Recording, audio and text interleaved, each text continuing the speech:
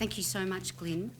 The Honourable Julie Bishop, Minister for Foreign Affairs and Deputy Leader of the Liberal Party, and the Honourable Tanya Plibersek, Shadow Minister for Foreign Affairs and International Development and Deputy Leader of the Labor Party, sitting members of Parliament, distinguished guests and friends. For more than 20 years, I have been passionate about equality of leadership, power and decision-making in Australia. As we all know, and as Glyn referenced, Australia suffers from chronic underrepresentation of women in leadership positions. Currently, women occupy fewer than 30% of Australian parliamentary positions, which is actually considerably lower than our international counterparts. Furthermore, we know that the research constantly demonstrates that diversity of life experience is a key component of effective decision-making. Consequently, the need for better representation of females in leadership roles becomes more than an equity discussion. It becomes a question of our effectiveness and our ability to produce optimal outcomes as a nation. The challenge for Australia's prosperity is, what can we do to address this? How do we get more women like Julie Bishop and Tanya Plibersek around the table? So in 2014, when I was trying not to despair that our nation had less than 5% of our federal cabinet being female, I was determined to contribute to the solution. During that time, I travelled to Boston for a meeting of the Leadership Board at the Women in Public Policy program at the Harvard Kennedy School, and I was really taken by an inspirational program. From Harvard Square to the Oval Office was established 12 years ago to explicitly address the gender gap in political leadership in the USA. Similar to the Australian experience, political pundits in America realised that the system was not going to change itself.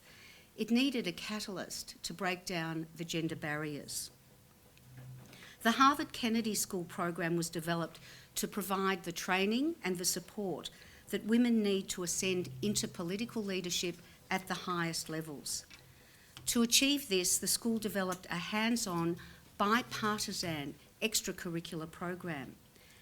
The program sessions are facilitated by experts, but focus on the comments of politicians who share their tactics, strategies, and stories regarding their political careers. I was told that these sessions were intellectually intense, at times personally challenging, and they always inspired debate.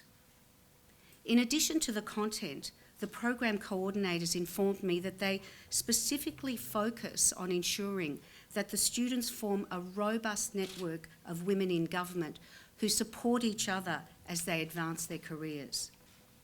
This sounded to me like exactly the sort of program that Australia needed. This was the program that I thought could make a powerful contribution in developing the pipeline of talented female parliamentarians.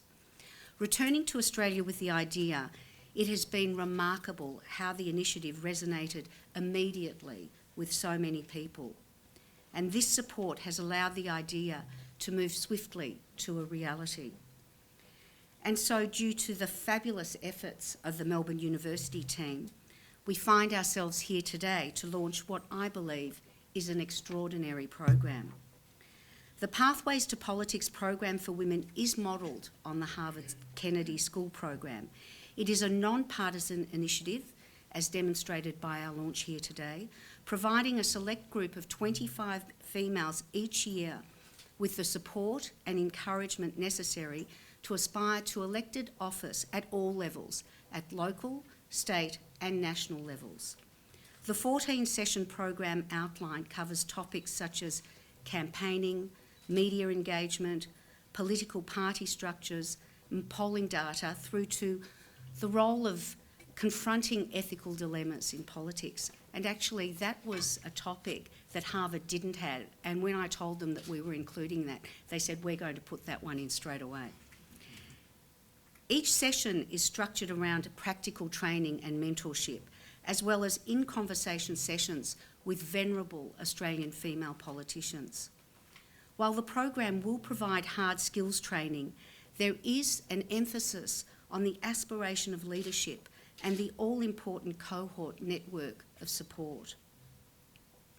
Under the leadership of the Melbourne University School of Government, I believe we have taken the Harvard Kennedy School program and not only adapted it for the Australian context, we have also improved upon it.